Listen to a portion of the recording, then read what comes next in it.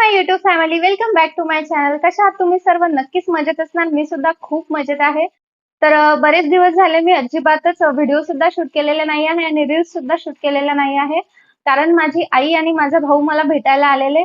तर त्यांच्यासोबत मी भरपूर एन्जॉय केला. त्या दरम्यान ॲक्चुअली मला शूट करायचं होतं कारण भरपूर काही होतं शेअर करायला. खूप इंटरेस्टिंग अशा रेसिपीज होत्या माझ्या आईच्या.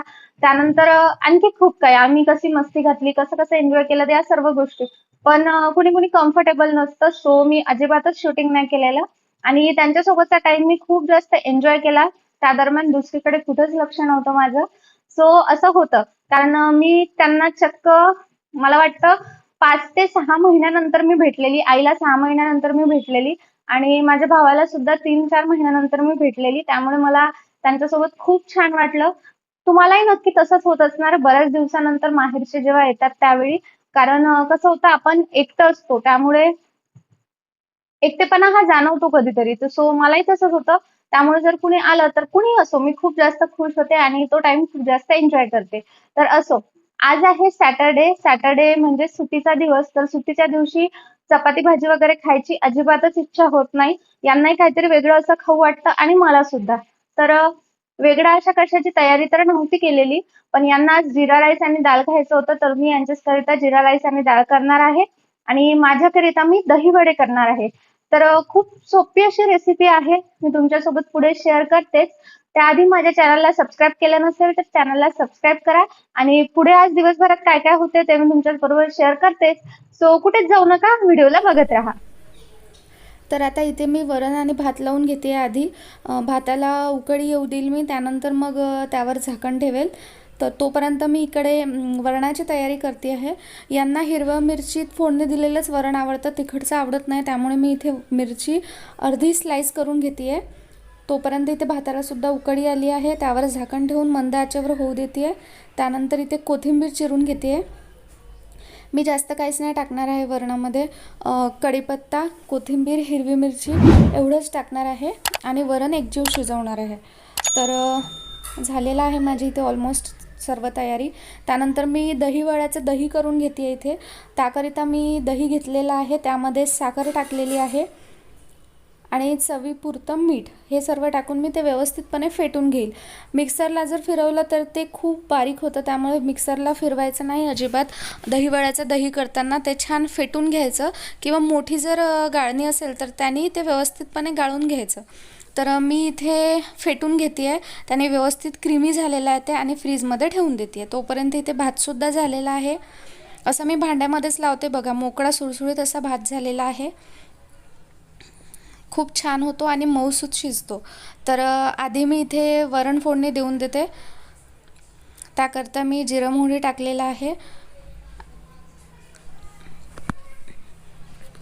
त्यानंतर कढीपत्ता, हिरवी मिरची हे सर्व टाकून ते व्यवस्थितपणे होऊ देईल आणि त्यानंतर त्यामध्ये वरण सोडेल. यांना असंच आवडतं आणि मी तर वरण खाणार नाही आहे, फक्त त्यांच्यासाठीच करते. सो त्यांना जसं आवडतं तसंच करते. जास्त तिखटही लागत नाही आणि खूप छान लागतं भाताबरोबर खायला. तर थोडीशी कोथिंबीर मी फोडणी टाकलेली आहे, त्याने चव खूप छान येते. आणि त्यानंतर वरण जे एकजीव केलेलं होतं ते वरण पूर्ण टाकलेलं आहे. डाळ अजिबात दिसत नाही आहे, मी एकजीव शिजवून घेतलेलं वरण आणि याला आता उकळी आणण्यासाठी ठेवते. त्यानंतर कोथिंबीर वगैरे टाकून वरण रेडी. आता भात करून घेते इथे. तर त्याकरिता मी जिरं टाकलेलं आहे फक्त आणि त्यामध्ये भात सोडून दिलेला आहे. खूप छान चव लागते, अगदी सोपी अशी पद्धत आहे. आणि इथे माझा भातसुद्धा रेडी झालेला आहे आणि वरणसुद्धा रेडी झालं आहे. त्यानंतर यांना मी खायला देऊन देईल. दहीवडा आम्ही सोबत खाणार आहोत, पण यांना भूक लागली आहे, सो आता यांना मी हे देऊन देते. तर ह्यांचा फोन सुरू आहे, त्यामुळे मी यांना नाही विचारू शकले कसं झालं आहे, पण नंतर विचारलं, त्यांना ते आवडलं आहे. तर आता इथे मी माझ्या दहीवड्याची तयारी करते आहे. तर दहीवड्याकरता मी 4 ते 4.5 तास एक वाटी उडदाची डाळ भिजत घातलेली. जास्त वेळपर्यंत घालायची नाही, त्यामुळे मी सकाळी सकाळी घातलेली डाळ भिजत आणि आता माझं 10:30-11पर्यंत डाळ व्यवस्थितपणे भिजलेली आहे. त्यानंतर मी पाणी न टाकता त्याची एकजीव अशी पेस्ट करून घेतली आहे. तुम्ही बघू शकता, मी पाण्याचा अजिबात वापर केलेला नाही आहे. त्यानंतर त्यामध्ये चवीपुरतं मीठ टाकते आहे आणि त्या बॅटर हलकं करून घेते आहे. म्हणजे एकाच दिशेने त्याच्यामध्ये चमच्याने फिरवून मी त्याला हलकं करून घेते आहे. त्याने वडे हे खूप छान होतात आणि आतपर्यंत तळले जातात. तर तुम्ही बघू शकता मी कशा पद्धतीने बॅटर हे हलकं करून घेतलेलं आहे. एअर जमा होते त्यामुळे वडे हे छान होतात. तर आता हाताला मी अगदी थोडंसं पाणी लावून घेतलेलं आहे, जेणेकरून हाताला ते मिश्रण चिटकू नये आणि एक एक करत वडे तेलामध्ये सोडते आहे. तर मी मीडियम फ्लेमवर तेल गरम करून घेतलेलं आहे आणि हाय टू मीडियम फ्लेमवरच मी वडे तळून घेते आहे. तुम्ही बघू शकता व्यवस्थितपणे तळल्या जातात. थोडासा गोल्डन ब्राऊन कलर यायला लागला एका साईडने की मी त्याला पलटून घेतलेले आहे. तर याच पद्धतीने मी माझे सर्व वडे करून घेते आणि त्यानंतर तुम्हाला दाखवते. तुम्ही बघू शकता छान वडे तयार झालेले आहे माझे. आता याला मी अर्धा तास पाण्यामध्ये डिप करून ठेवेल. मी साधंच पाणी घेतलेलं आहे. कुणी हिंगाचं पाणी घेतं किंवा मिठाचं पाणीसुद्धा घेतं, पण मी साधंच पाण्यामध्ये अर्धा तासपर्यंत हे वडे डिप करून घेते आहे. अर्धा तास झालेला आहे. त्यामधलं पाणी मी पूर्ण काढते, म्हणजे जेवढं शक्य होईल तेवढं पाणी काढून घेते. वडा फुटता कामा नये अशाच अंदाजाने काढायचं. तर मी संपूर्ण पाणी काढून घेते वड्यामधलं आणि त्यानंतर त्याला दही वगैरे टाकून सर्व करते. तर खूप सोपी अशी रेसिपी आहे. तुम्ही नक्कीच ट्राय करून बघा आणि कशी वाटली ते मला सांगायला विसरू नका. तर इथे झालेलं आहे माझं पाणी काढून आणि आता मी आधी डिशमध्ये दही घेतलेलं आहे. थंड करून घेतलेलं दही आहे. माझी बाकी तयारी होईपर्यंत दही छान थंड झालं आहे फ्रीजला. तर थंडगार दह्यासोबतच दहीवडा हा छान लागतो. तर इथे मला हिरवी चटणी आवडत नाही, त्यामुळे मी हिरवी चटणी नाही टाकलेली. बऱ्याच जण हिरवी चटणीसुद्धा टाकतात, त्यानेसुद्धा चव छान लागते, पण मला आवडत नाही. त्यामुळे मी फक्त दही आणि चिंचगुळाची चटणीच टाकणार आहे आणि वाटलंच तर शेव टाकेल. तर छान छान क्रीमी असं झालेलं आहे दही. त्यावरून मी चिंचगुळाची चटणी टाकते आहे.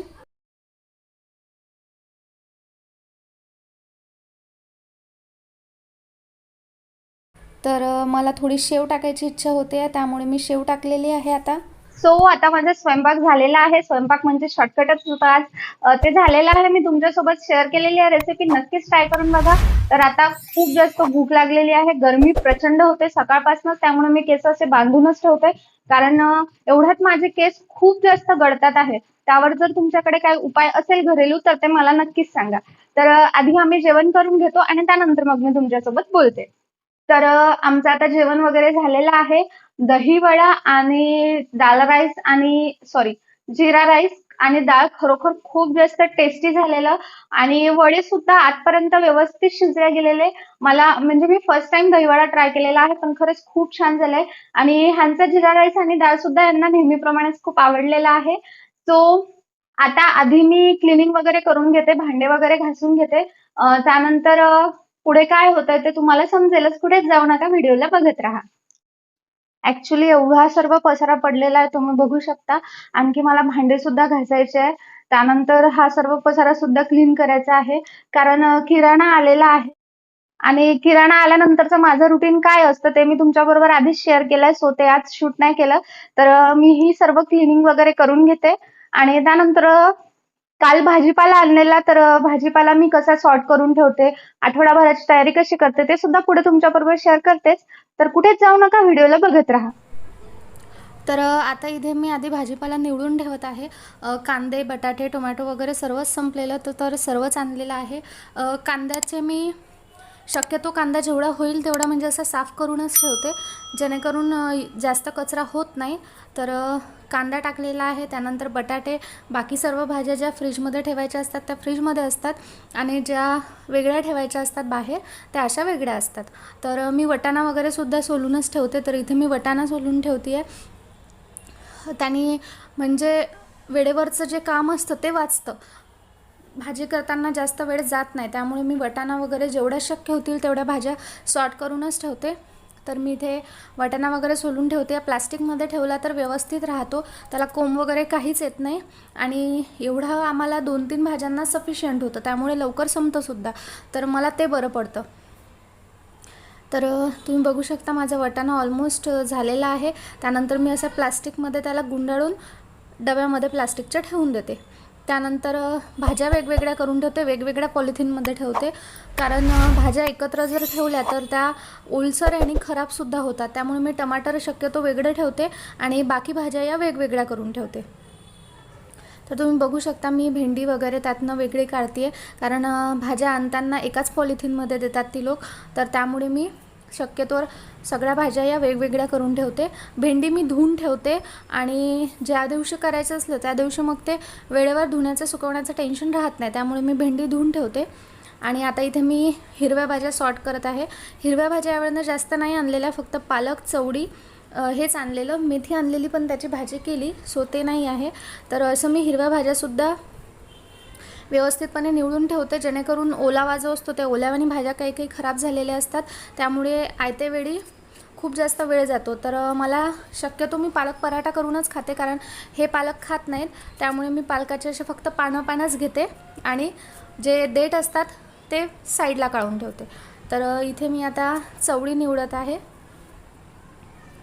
भाज्यांचं निवडून असल्या तर आयते वेळी जास्त गडबड होत नाही, कारण मला सकाळी ह्यांचा 9-9:30पर्यंत टिफिन रेडी करायचा असतो, टिफिन नाश्ता वगैरे.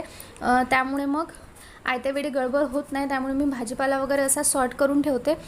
कांदा लसूण पेस्ट वगैरे पण मी अद्रक लसूण पेस्ट वगैरे पण मी करून ठेवत असते, पण ती माझी केलेली आहे लास्ट वीकमध्येच, सो यावेळेनं ते नाही आहे. नाहीतर मी लसूण वगैरेसुद्धा सोलून ठेवते. कढीपत्तासुद्धा लास्ट वीकमध्येच आणलेला, सो तो भरपूर आहे. तर मी कढीपत्ता, कोथिंबीर या ज्या गोष्टी आहे या स्वच्छ धुवून सुकवून त्यानंतर त्याला फ्रीजमध्ये ठेवते, म्हणजे ते छान राहतात, खराब होत नाही. तर इथे मी कोथिंबीर निवडत आहे. आता त्यानंतर सर्व कचरा एका ठिकाणी करते, कारण हिरव्या पालेभाज्या म्हटलं की भरपूर कचरा निघतो. सो माझी सर्व कामं झालेली आहेत. तर असा होता माझा आजचा हा व्हिडिओ. तुम्हाला हा व्हिडिओ कसा वाटला मला कमेंट सेक्शनमध्ये नक्की सांगा. भेटूया माझ्या नेक्स्ट व्हिडिओमध्ये. तोपर्यंत bye bye, take care and thanks for watching my video.